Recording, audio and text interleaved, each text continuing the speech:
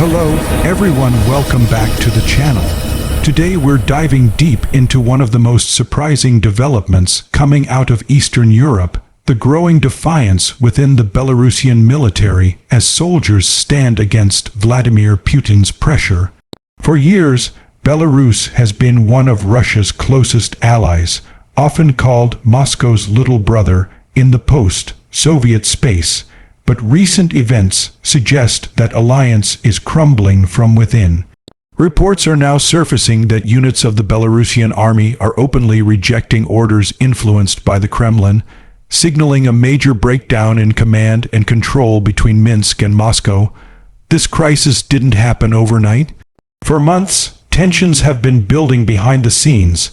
Belarusian President Alexander Lukashenko has tried to balance his loyalty to Putin with the growing discontent among his own soldiers and citizens. Many in Belarus are tired of being treated as pawns in Russia's geopolitical games, especially after being dragged into the fallout of the war in Ukraine. As the Russian military suffered heavy losses, Moscow looked to Belarus for manpower, logistics, and even direct military involvement. But the Belarusian army has shown clear signs of reluctance, and now that resistance has reached a breaking point. The command failure we're witnessing inside Belarus isn't just about disobedience, it's about a deeper identity crisis. Many Belarusian soldiers see themselves as defenders of their own homeland, not as extensions of Russian imperial ambitions. When Russian advisors began taking greater control of Belarusian military operations, resentment started to grow.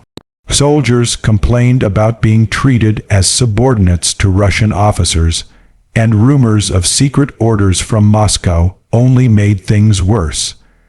This tension has now erupted into open defiance, with reports that several units have refused to follow commands related to Russian strategic interests.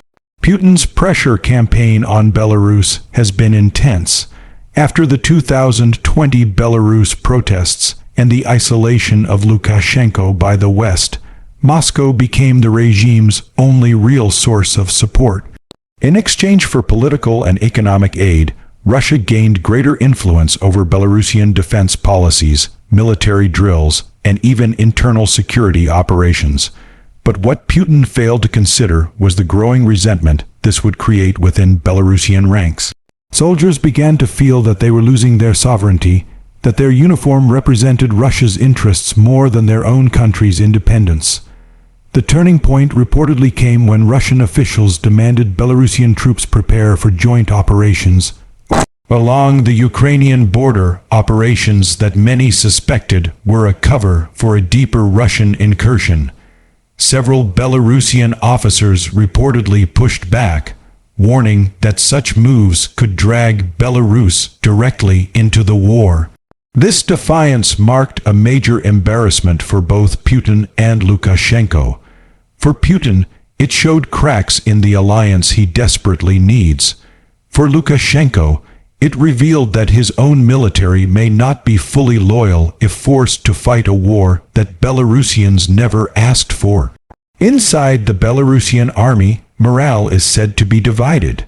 Younger officers and conscripts, many of whom grew up during Belarus's post-Soviet independence, are increasingly skeptical of Moscow's influence.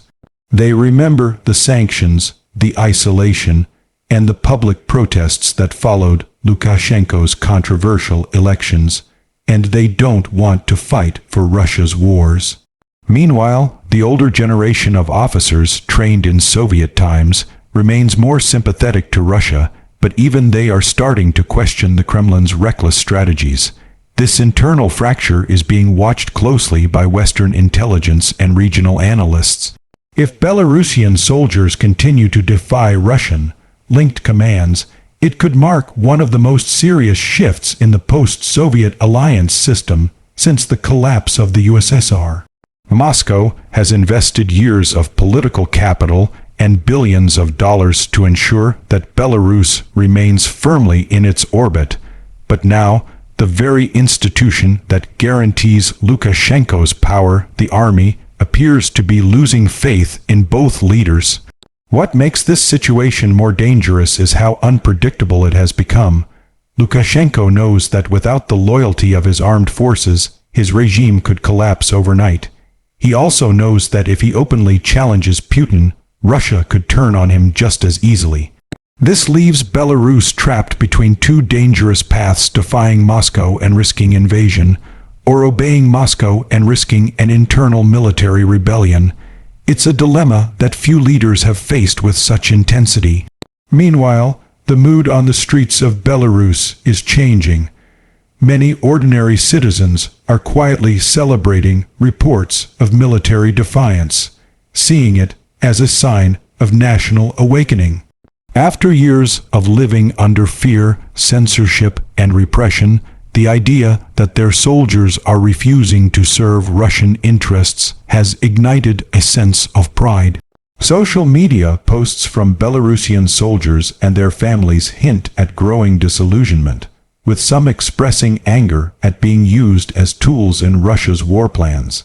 Internationally, this development has sparked intense debate.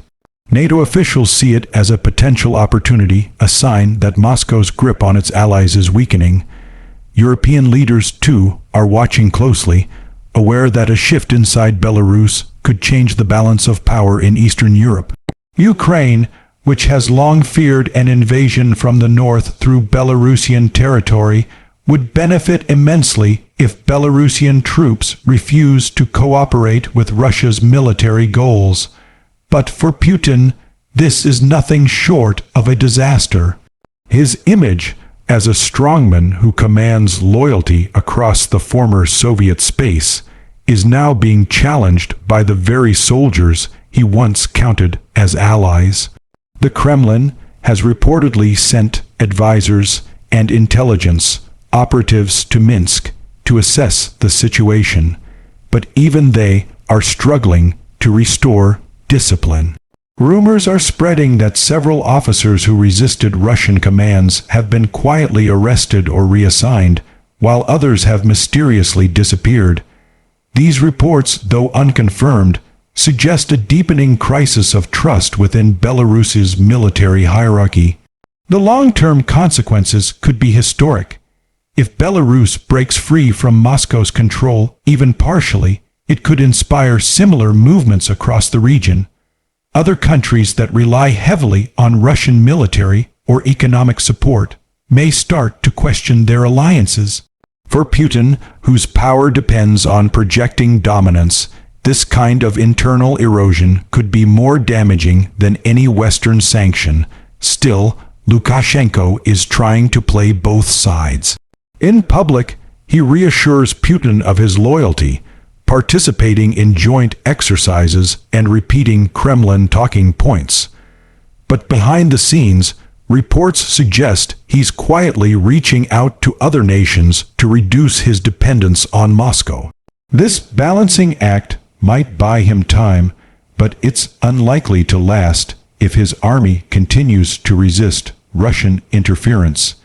In many ways, the defiance of Belarusian soldiers represents more than a political crisis, it's a symbolic moment. It shows that even in tightly controlled authoritarian systems, there's a limit to obedience when national identity and sovereignty are at stake. Soldiers who once followed orders without question are now standing up to one of the most powerful regimes in the world. And that act of defiance, no matter how small, has the potential to reshape the geopolitical landscape of Eastern Europe.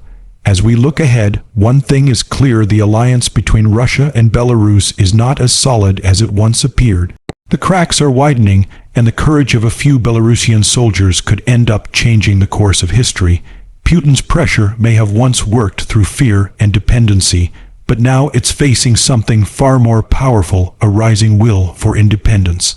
Whether this movement grows or gets crushed by force, it has already exposed the weakness in Putin's strategy and the fragility of his influence over his closest ally. Thanks for watching, and make sure to stay tuned as we continue to follow this unfolding story. The situation in Belarus is evolving fast, and what happens next could determine the future of the entire region. Don't forget to like, share, and subscribe to stay updated with all the latest developments.